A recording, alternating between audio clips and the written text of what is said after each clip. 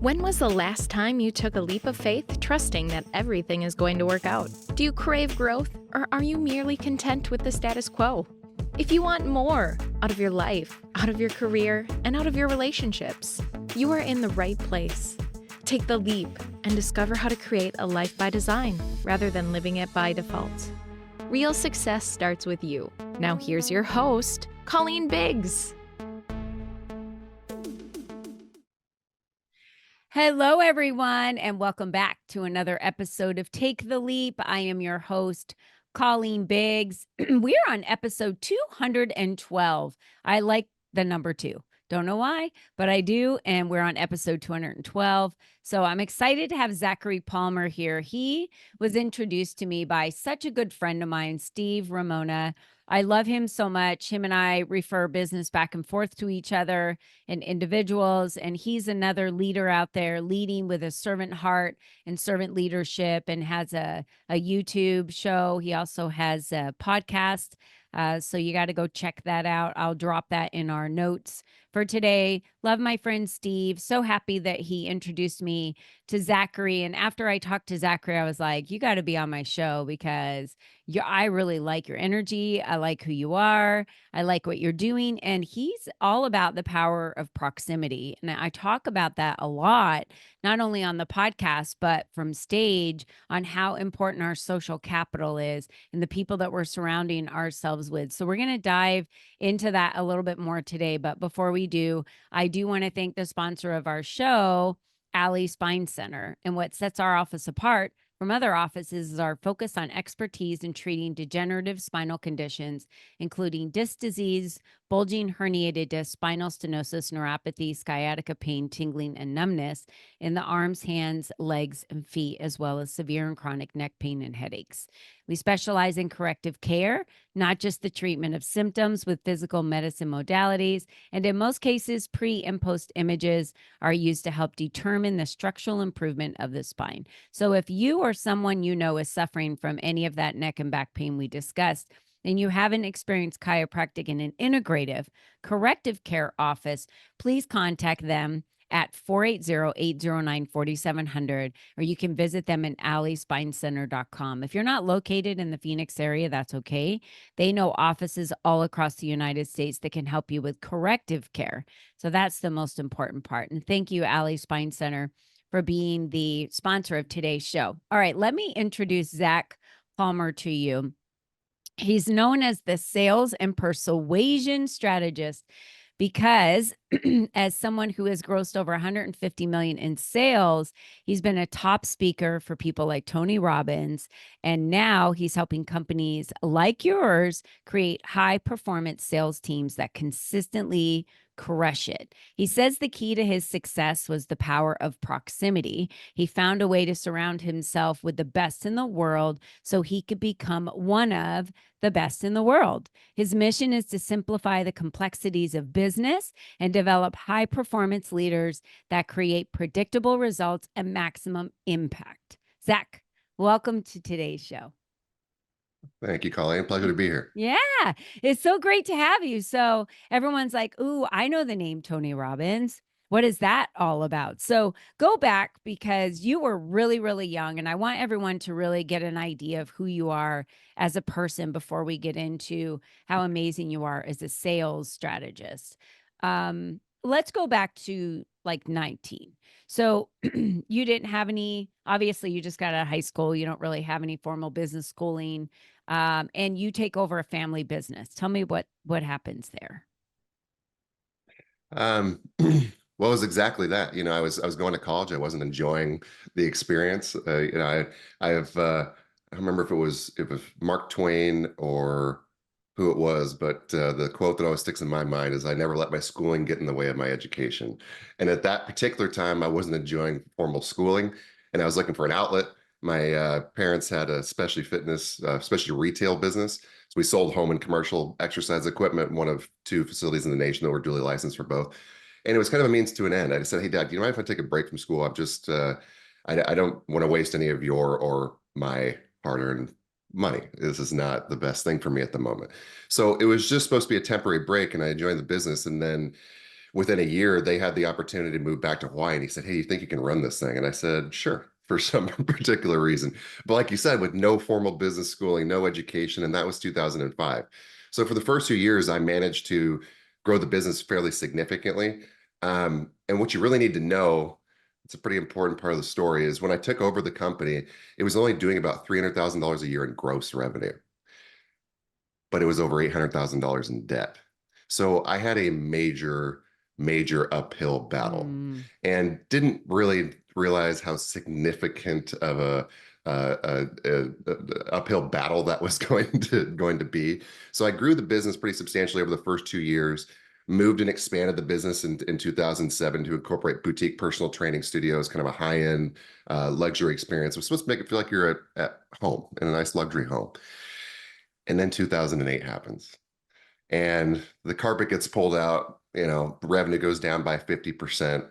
And it was the beginning of 7, 8, 9, 10 years of the most challenging years of my life because I had no real skill sets or life experience to lean into as it pertained to how to really effectively run a business. I mean, from a leadership standpoint, from the standpoint of sales, marketing infrastructure, operational infrastructure, I mean, anything. And I found myself constantly looking for people and resources. One of the biggest challenges was what we have a tendency to do is hire people to solve a problem. But a Mhm. lesson I learned the hard way was unless you have developed that skill set and knowledge base around the thing that you are trying to hire for, you're not going to be able to hire anybody that is levels above you. So you might be sold very effectively on something, but the likelihood of those people actually producing or executing on the promises that they make usually ends up being pretty low. And that's what happened to me over and over and over. I'd make some progress, hire an expert to come in and help in a particular area. And then it was just money going down the toilet.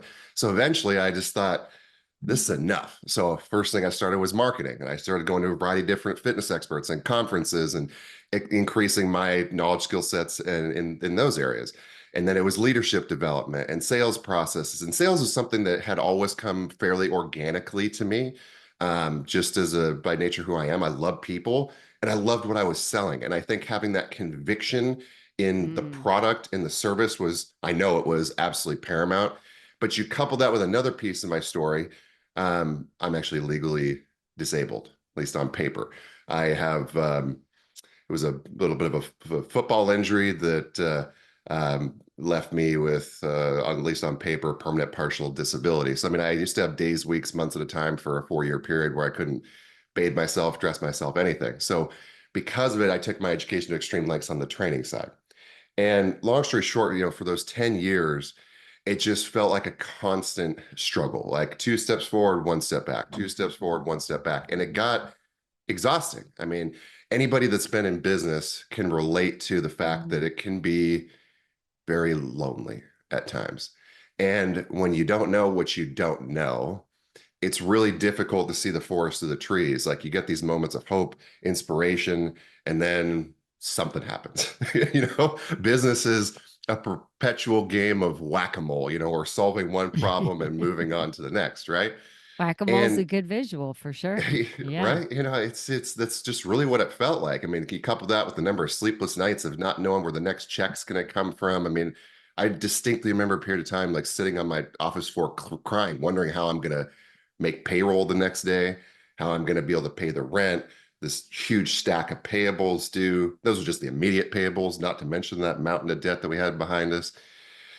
And I just remember asking myself, like, Zach, there's got to be a better way. Now, what Mhm. can we do? And I'd been searching so far for so long. At some point, I realized being myopic in terms of continuing to look to the local market to solve next level problems was probably not going to be the solution. And at Mhm. some point, an ad pops up. And I made a decision to make a call. And it was a decision to go to an event that was the biggest investment that I had ever made in myself and my business without any type of guaranteed return. It's like not like we're talking financial strategy where, you have some kind of predictive analysis when it comes to investing and where if I put my money here, I might be able to accomplish this average rate of return and so on, mitigate risk. This was something that really came down to me. And I remember talking to my dad, said, Dad, I want to make this investment. I think this is what we need to take the business to the next level. It's an outstanding education. It's like absorbing the best of the best from all the most successful people in the world in all categories of business. And he looked at me and he's like, no, you're absolutely crazy. You're not going to spend that kind of money. There's not a chance in hell. He's like, you're smart. Look how much you've accomplished on your own already. You don't need to do this. But some part of me thought, yes, I do. I'm tired of the fight. I'm tired of the struggle. So without telling him, I took out a personal loan, made the investment, and went to the event. And I came back and managed to double or triple my business year after year for the next 3 years. And that was one of several points of impetus where I made a new decision that completely changed the trajectory of my life, put me in rooms with people that where I actually felt normal. You're actually surrounded by other entrepreneurs that are going through some of the same challenges, and many other entrepreneurs that have gone through those challenges decades before and are now light years ahead of you. And you start realizing a really important lesson. One, success leaves clues. It's one thing to go learn from somebody that is professing something philosophically. It's a whole nother thing to go learn from the experts that are actually doing it, that are executing, that are crushing, that have built these really successful businesses. So success leaves clues, but now I got to get around those people. So how do I put myself in more of these rooms? How do I surround myself with a higher caliber of individual in terms of their personal beliefs, in terms of their professional skill sets? And I'm not just talking business. That was the evolution, is that because like people that hold themselves to a higher standard with their health, people that hold themselves to a higher standard in their interpersonal relationships with their kids, with their spouse or significant other, with their spirituality, the personal growth in every area of life.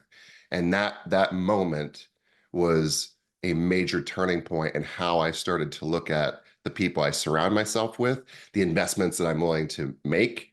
Is it a little bit of a risk? Sure. But what better risk can you take than investing in you?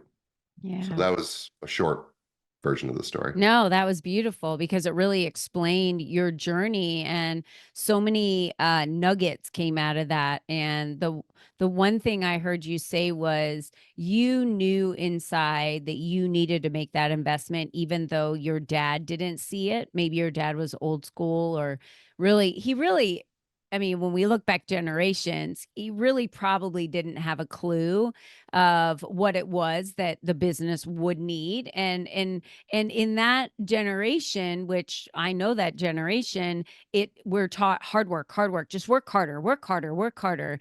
And the working harder doesn't work. You've got to work smarter. And the only way to work smarter is to get knowledge, get elevated somehow, get empowered. And all of that comes through other people. Right. And I love that you talked about once I started getting into these rooms and I started feeling normal, I was around people that were experiencing what I was experiencing and people that had already done it. I literally got into a room the other day for the first time and was personally invited.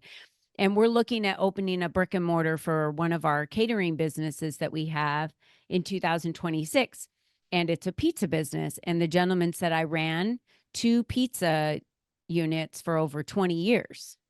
And I'm like, I'm in the right room. This guy's already done it. He knows exactly everything I need to know way ahead of time before I even get there. And he's going to tell me, don't do this. It's like a friend, that's why I love franchising. My husband and I also franchise.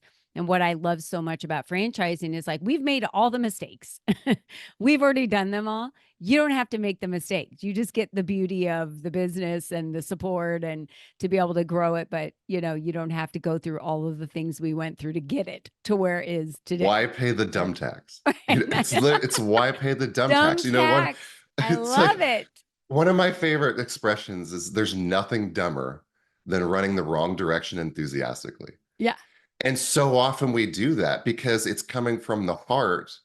But when you haven't learned the lenses, how to assess any given situation, anticipate the problems, the challenges, the roadblocks, which that's the beauty of the franchise models is, to your point, I mean, you're getting a turnkey business where they already have a blueprint written out for what Yeah. you need to succeed. And when you follow that blueprint and execute, you're very likely to have the success Yeah. you desire. Yeah. Love it so much. So you had so much in there that was perfect. And the power of proximity, name someone that you remember, name something someone told you once that just stuck with you, or you applied it and it changed your life. And you didn't necessarily have to pay that person, but that person was in proximity of you in the same room. Maybe you had paid to be in a mastermind or whatever it was, and there was an individual in the room. I just remember there's been times where people look at me and they see things from a different perspective than I do, right?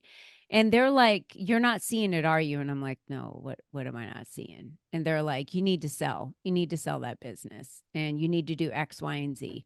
And I'm like, "Wow, that's the pain part." Like, "Oh, no, I don't want to do that." And they're like, "Yeah." And the writing's on the wall. And then everyone else in the room is like, yeah, we're all seeing it too.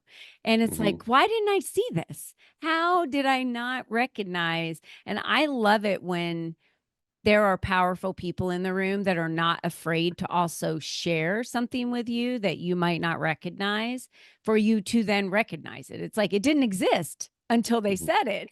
And then they said it, and you're like, wow, I didn't even think about that.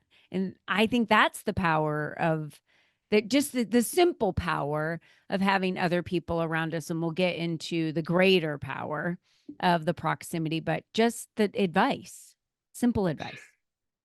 Do you mind if I share Yes. two stories from I mean, either I end of the don't spectrum mind. that'll paint I a want picture? you to share. Yeah. Great. So, what's really fascinating about this, and I had forgotten, I think I think this was around 2010. So, just a couple years into the 2008 crisis. And our local university, I'm from a small town in the northwest corner of the United States originally, Bellingham. It's an hour and a half north of Seattle, 30 minutes from the Canadian border. It's the most beautiful place in the world for about 3 months out of the year. The other 9 months, it's a little, It's wet, gray, everything they say awful. about it, right? But it is beautiful. But we have at the local university, they had a division that was specifically allocated to help support small businesses. And they did a lot of um, charity work, so to speak. And I remember signing up for an evaluation. My dad's like, "Hey, I found this really, really cool resource. No reason not to take advantage of it." And I signed up. And I remember walking into the office. I had all of my financial statements, profit and loss and statement of cash flow and everything, right? And I walk it to him. And I'll never forget the guy's face. He's looking at our financial documents, and I remember him sliding his chair back, looking at me and going, "Zach, this does not look good." He's like, if you continue on this path, the probability of your business succeeding is way below 1%. He goes, you have no money, no resources, no credit to apply for anything. He's like, you're massively in debt. I think the wisest decision that you could make right now would be to close your doors. And that was like a knife to the heart. It's family Mm. business, been around for 20 something years at that stage. And I'm going, then I felt like a failure. You're not really realizing what what I had stepped into, but I feel like a failure. But some part of me said, I can do this. And I put what he said, I compartmentalized it, I shoved it way down into that box in the back of my mind that I never want to hear from again. And I got down to work. And I managed to turn that failing company into a high seven-figure valuation, of which I was able to give back to my parents for their retirement. So the first lesson is trust your gut. If you don't Mm. believe the advice, that if something doesn't resonate with you about the advice you're receiving from another expert or professional, trust your gut and do what you believe to be right anyway. First principle. Second, when I was at an event, actually in Fiji, and I was working with one of my coaches, and this is probably 13 years later. I remember asking him, he's become a really good friend of mine, Justin, just an incredible human in general. But I remember asking him, we were on a little break and we were in a back room. I don't remember exactly what we were doing. I was like, Justin, what do I have to do? How do I get in rooms like this more consistently? I'm like, I'm sick of feeling like I have to fly halfway across the US or halfway across the world to recharge my batteries and have them deplete again as I'm going through all the stuff, the day-to-day problems and whack-a-mole. I'm like, I want to feel like this constantly. How do I get around these people? And he looks up at me and smiles and he goes, you ask. And it was the simplest answer, but it's so true. More often than not, we're looking for this thing, but we never have the courage or discipline to just throw it out into the universe and ask. By asking the question and taking a step back and allowing the universe or God or whatever he believes this is to answer, more often than not, here it will. And just that Mhm. simple question will now change your focus and start inviting more of those things into your life. And he happened to invite me into one of his groups that was local. And that was a really, really great reminder that more often than not, the one thing that we're forgetting to do is just ask for the thing that we want. Mhm. And either Truth. way, you're going to get the answer that you need. So true. I was running the Gilbert Chamber had me in for their annual conference. They wanted me to be a keynote speaker. And I said, I can stand up here and talk about the power of proximity. I can talk about networking and why it builds your net worth and why the people that surround you are so important and how you build your social capital. And I can sit and tell them this for an hour. And then they're Mhm, going to walk out of here and no one's going to change the way they network because I've seen it happen over and over again. So, what I mhm, prefer to do is actually run some networking roundtables specifically in the way that I'm outlining them to be ran so they can ask for what they want. So they can show how passionate they are about the things that they do and talk a little bit about their personal life so people can get to know them on a personal level versus like, hi, Zach, what do you do? And I like, what if it was a dinner party? What if we treated it like that? So it was so interesting because it was full of women with about five men in the room. And women have a tough time asking for what they need. Very tough time because they're used to always being the one giving for what other people's needs are, right? We're raising kids, we're helping the neighbors. There's a lot of service that goes on in a nurturing heart, right? And that's just the basic DNA of a woman. Very difficult for them to ask. But when they did, and someone at the table was like, oh, yeah, I know someone that can help you with that. They were like, it was that easy to just ask. And someone would give that to me. Yeah, because that person wants to serve and you feel uncomfortable asking, but they want to serve you just like you want to serve them and give them contacts and help them. mhm. And so that was an interesting roundtable to run last night. It was a lot of fun to watch them do that. But I love that the number one thing you said was trust your gut, and the number two is ask.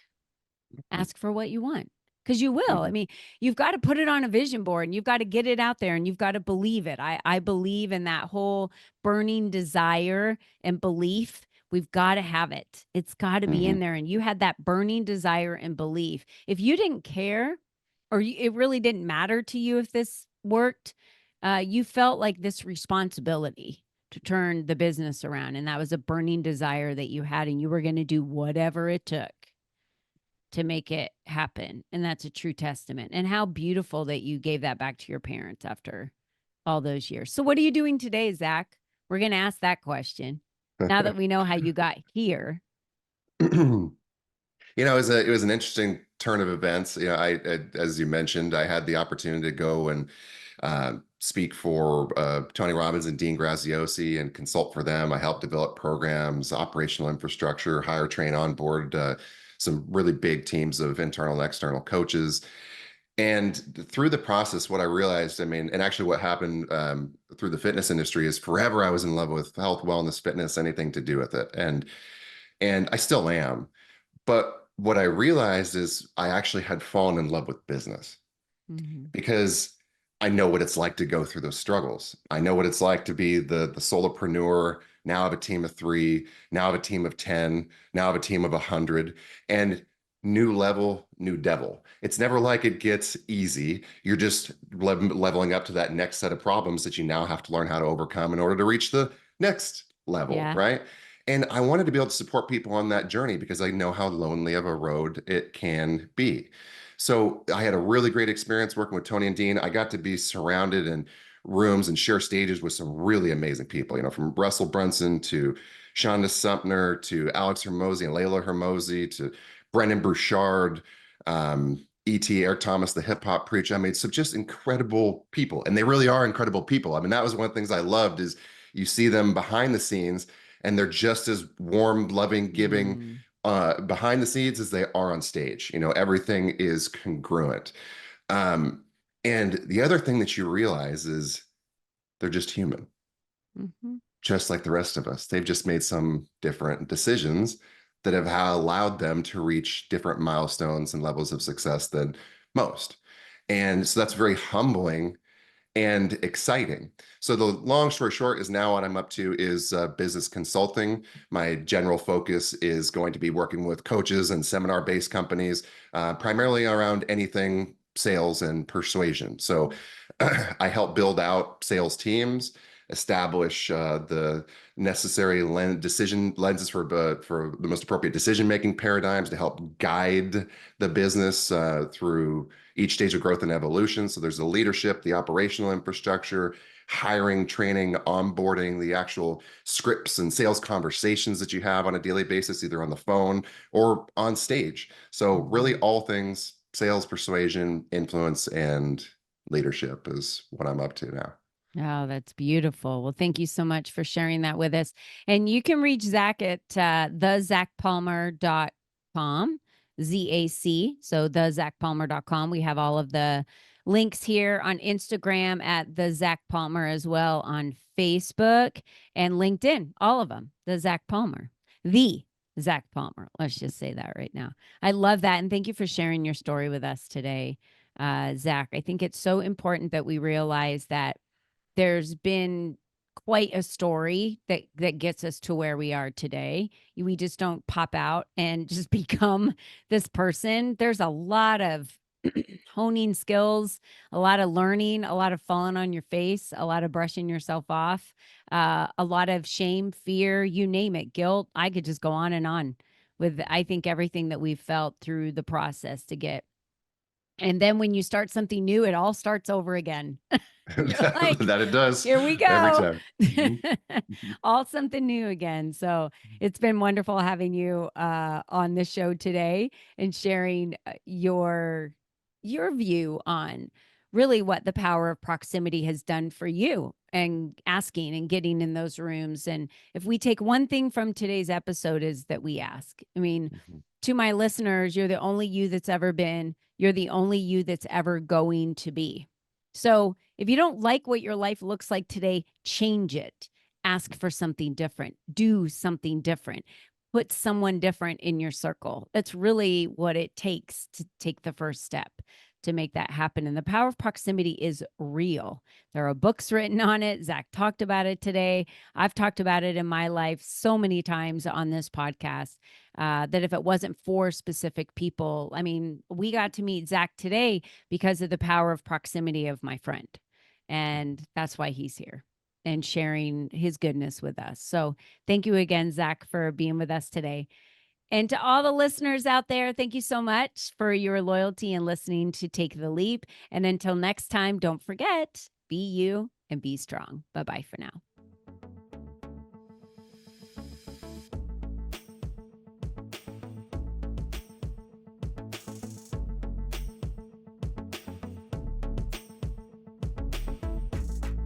We hope you enjoyed our show today, as our guests shared their secrets on designing their life by taking the necessary leaps to expand their influence and attract the right people and clients into their lives. To start these easy steps for yourself, be sure to visit www.colleenbiggs.net/freebies to download the 7 ways to increase your exposure today.